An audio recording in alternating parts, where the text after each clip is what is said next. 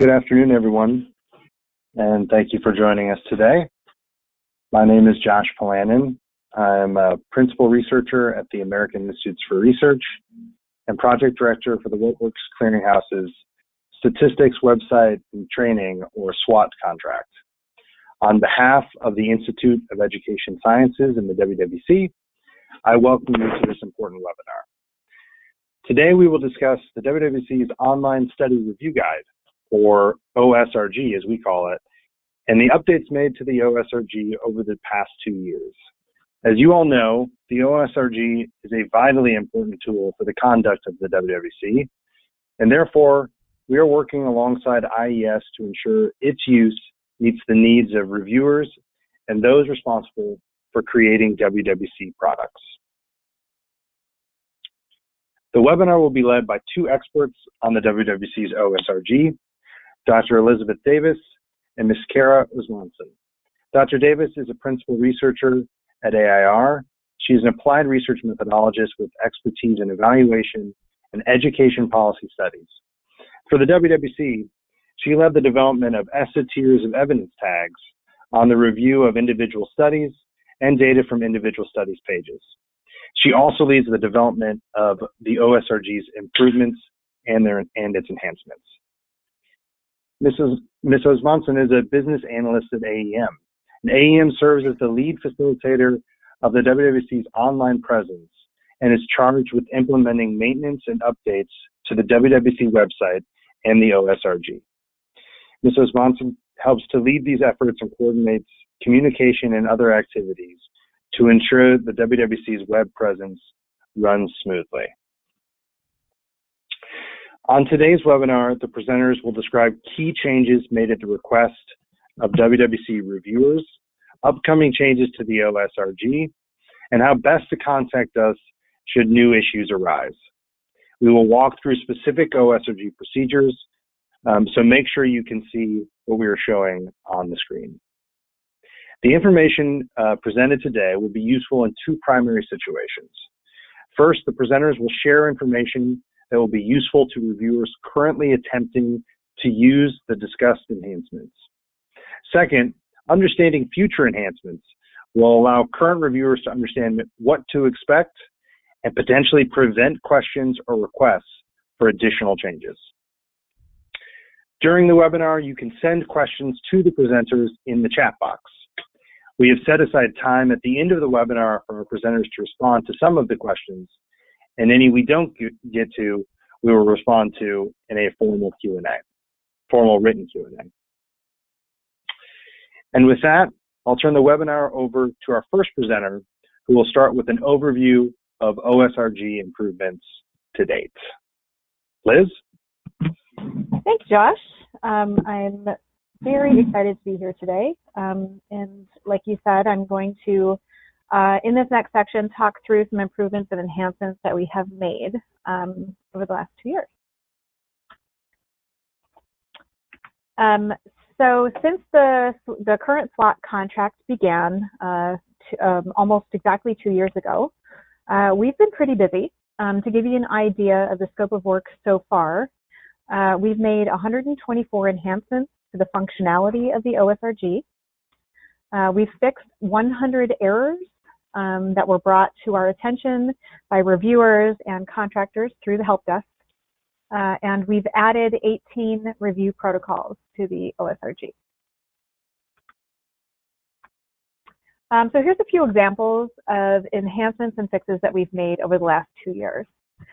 We've updated the code to only publish findings that meet standards with or without reservations.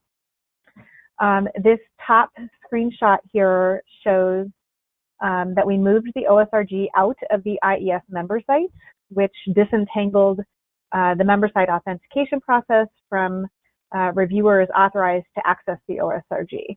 So with this move, most WWC staff and contractors will only need a low level of security clearance in order to access the site. A few enhancements related to our author queries, including a fix of users unable to open author queries, as well as new functionality for reviewers to search author queries and view where they are in the process as well. Reviewers were having problems with their sessions timing out and exiting the OSRG, so this bottom screenshot shows that we added a session timeout warning 5 minutes before the session is set to expire to the OSRG. And then at the request of a contractor, we added the study ID tag to the My Tasks tab for easier navigation. We've also made a lot of enhancements related to the integration of the OSRG with ERIC. We connected the OSRG with ERIC's application programming interface, or API, so users can search studies on ERIC within the OSRG. We merged search results between the two systems. We've updated the search results screen to show the merged ERIC studies where available, as the screenshot shows. The focus of the future of this is going to be for the reviewers to incorporate the ERIC ID to populate as many fields as possible, so reviewers can reduce the need to copy and paste. And so with that, I'm actually going to turn things over to my colleague, Kara Osmundson, to demonstrate a few enhancements. Great, thanks, Liz. So I'm really excited to show you some of the things that we have done within the OSRG. The few examples that I'm going to present for you today is to demonstrate the batch loading of the study citations, being able to copy reviews from other contractors, and a new tab that we have added for OSRG release notes and updates. Let's go ahead and jump right into our live demonstration. So I'm logged into the SRG here, and let's start by showing the import functionality. This is a function that is available to coordinators. To navigate to that section, you'll go to the content and select import studies. Currently, we are only allowing for .ris files to be loaded, so you'll want to make sure that when you're formatting your files to load studies that it's a .ris extension. I'm going to go ahead and choose my file, which has been saved to my desktop, and select the file that I want to upload of the studies. I'm going to open it and select import. Now, we didn't want to leave you hanging, so my file is not complete. A few of the required fields that are needed in order to be able to load studies is their title, the publication, your publication date, your author or authors if there's multiple, and the reference type. So my file is missing some of those required fields, and if I select that plus sign, I will then get to see a listing of where I have some errors within my file for uploading, identifies what the field is that's missing, and where it is, what line it is in my file. So to help kind of give you that extra guidance on what you need to do to update our files for loading. So let's pretend that I've gone and I have updated my file and I have made these corrections. I'm going to go and select choose file again. I'm going to select my file that I've already fixed with all of these updates. Select open and then import. Now this file was a good file, and I know that because it is now showing me a preview view of all the studies that I am going to be loading. Again, these are all the fields that it's looking for within your file. If there are more fields in your file than the ones listed here, that's okay. They'll just be ignored during the upload. These are the fields that we want within the SRG. If you have an abstract, you can add that in there. We prefer to only have abstracts from ERIC if it's an ERIC file of study, and you can also include the ERIC ID. We can preview our studies, make sure that they look correct, and then when I select save, you'll see a little message at the top that says the studies were saved successfully, and that means that these studies are now here within the SRG, and I can go and search for them either by searching for existing studies, or I can go to the coordinator dashboard and search for the studies to start making assignments for review. So that is the upload functionality for the SRG. The next thing that I want to demonstrate for you is our copy feature, where it allows reviewers to copy a previously reviewed study and all of the data that was there. This is to really help with the ease and function of not having to re-enter lots of data information into a new study that's already been done. So to copy a study, you'll need to be a coordinator. You're going to go to the coordinator dashboard and do a search review processes. I'm going to put in here the search criteria for the review that I want to find and copy. And you'll want to make sure that you are selecting a study that is finalized. If the review is still active, you will not be able to copy your review. You want to make sure that you're looking for a review that's been finalized. And so here I've found the study that I want. I'm going to select edit. And I know that this is a study that I am able to copy because in the top right it says a copy review. If you're not seeing this copy review option, it's probably because the previous review has not been completed yet. Sometimes it just takes a little bit of searching and digging to see if it's already been copied by another contractor for review, or if it just was not, if the previous review was not closed out properly. So it's really important when you're done with your review to move everything to final.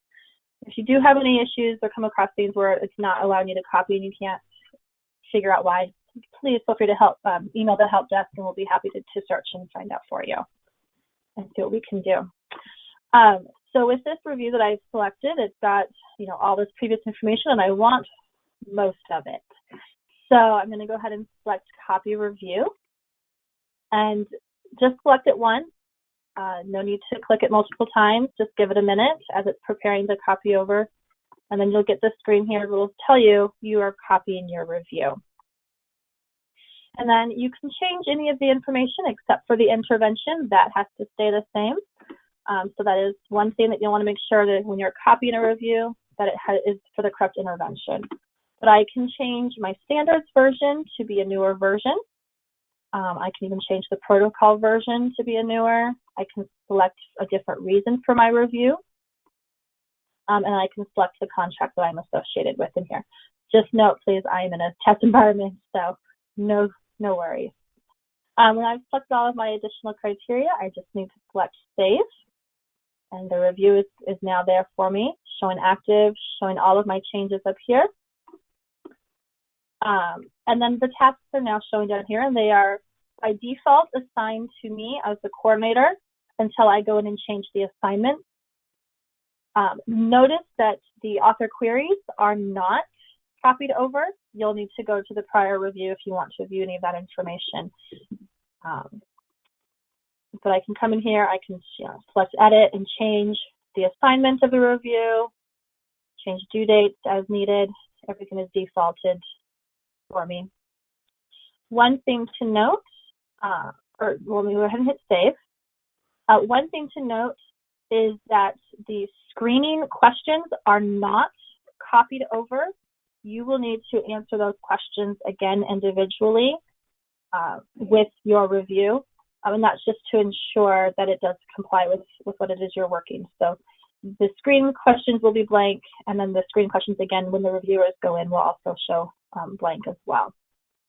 I can go ahead and select save, and everything should be good.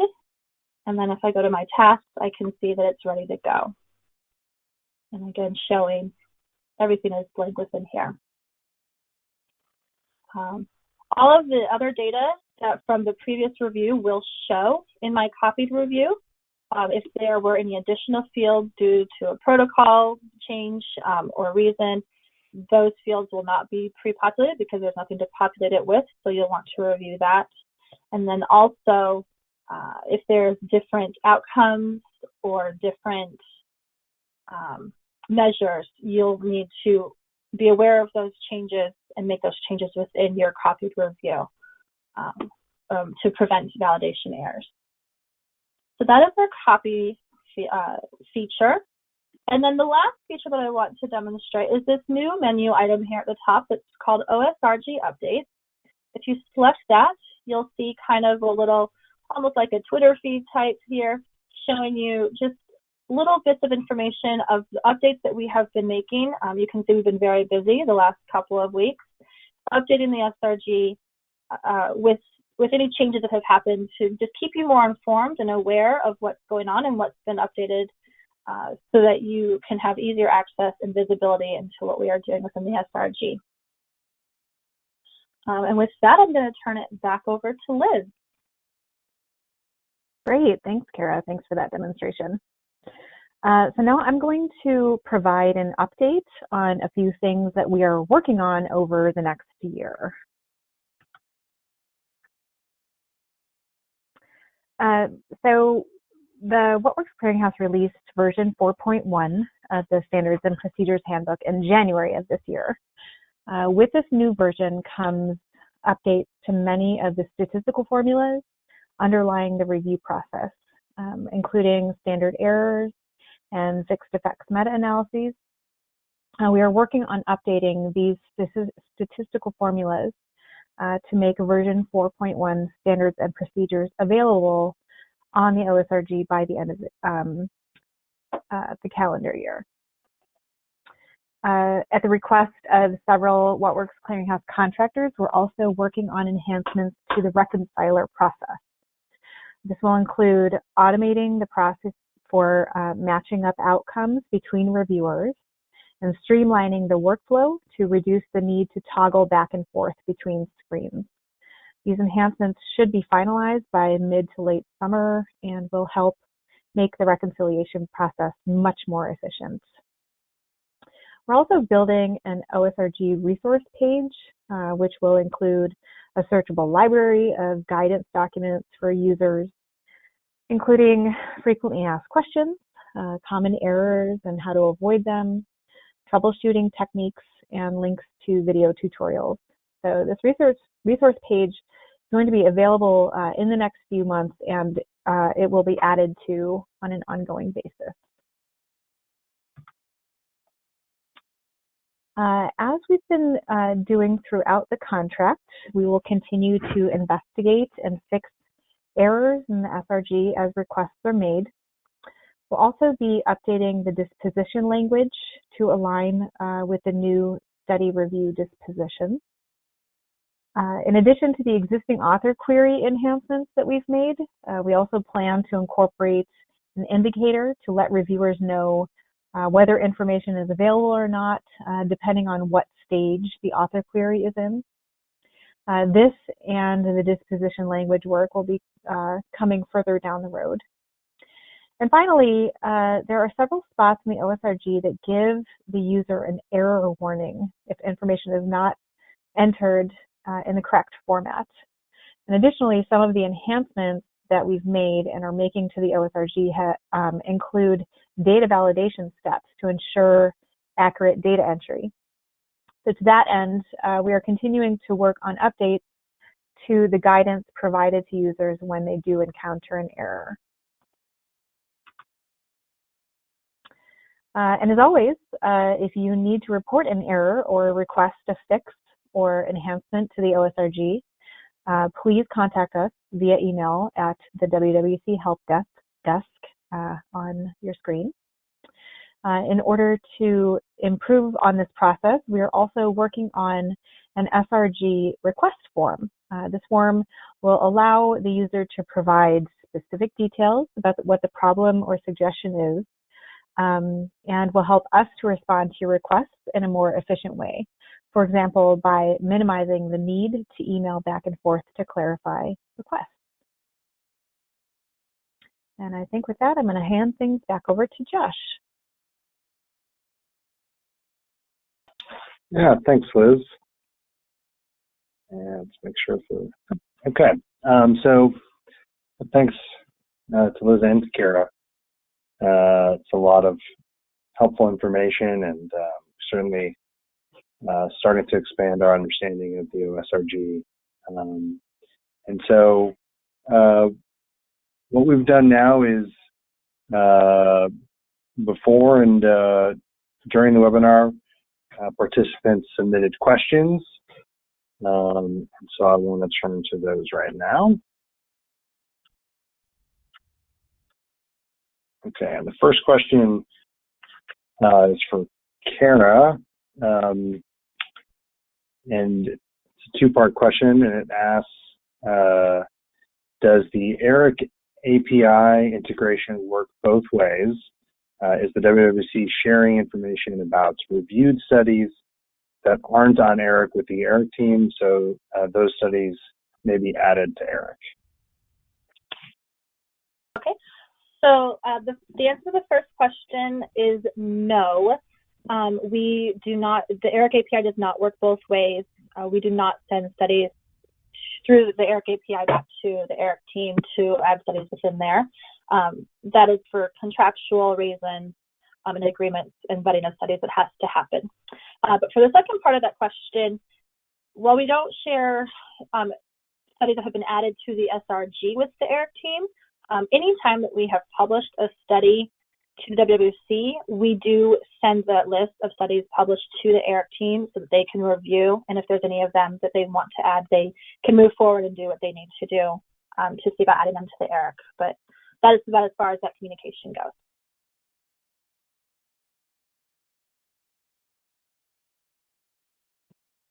Okay, thanks, Kara.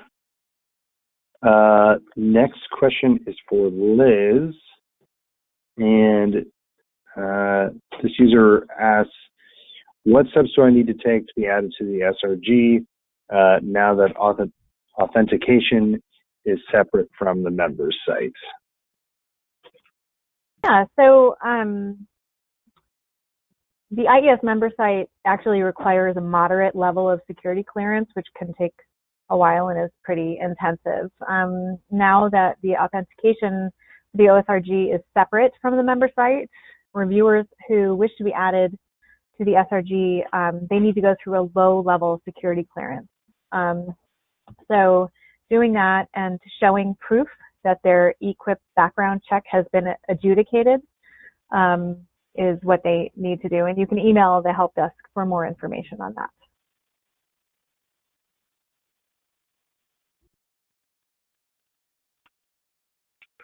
Great. Thanks, Liz. Kara, back to you. This user asks, how does the system handle the copy and paste functionality if you're moving from an older review, so 3.0 version, to, say, a 4.0? Yeah, so the copy feature really is very basic and simple in that it's going to copy what was there for 3.0, and it will be there on that back end. But in terms of what you'll see on the screens, if there are fields that are there that are present in a 4.0 but not in 3.0, those fields will display, but they will be blank. You'll need to be sure that you're populating them. It will pull forward any data for 3.0 to 4.0, but you will want to make sure that you're reviewing it, that it is accurate so that you don't create validation errors. So you'll want to just be mindful of that information. So it really does just copy everything from a 3.0 to 4.0. And if it's a field that's not applicable, you won't see it. But if it is, and the data is a little incorrect, you'll need to make sure that you're validating it.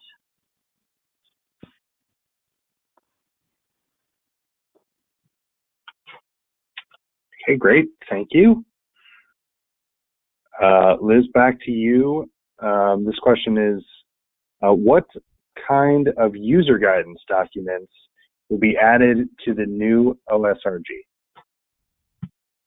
Yeah, so we're going to be adding things that are generally helpful for the users when they're in the OSRG, and it'll be right at your fingertips. So there's a lot of frequently asked questions that we'll have the answers to. There's a lot of common errors that we have found. So we will have some documentation on those and ways to avoid them.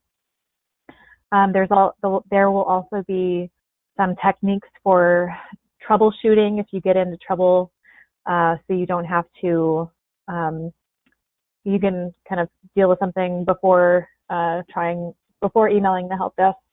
trying a couple of things for troubleshooting. And then we're also planning on developing a couple of video tutorials, especially for the upcoming changes to the OSRG for 4.1.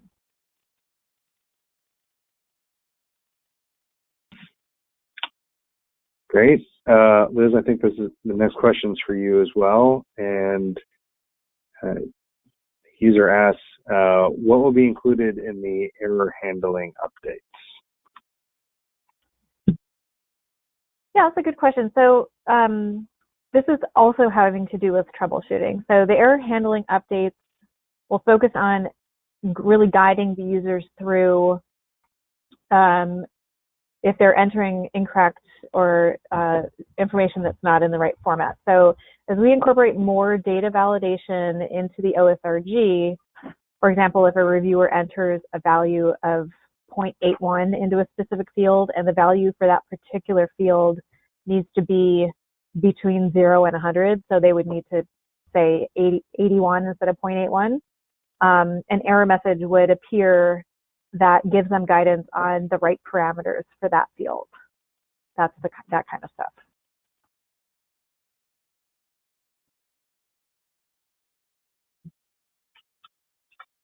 Excellent. Mm-hmm. Okay. So that was, thanks for taking a few more minutes to answer those questions. So I know there's been a few more, maybe a handful of questions that have come in. Some are easy to answer right now. Some we'll answer offline in a formal Q&A document. So I'll go ahead and wrap this up. So I'd like to again thank our presenters, Liz and Kara, for engaging in an informative webinar.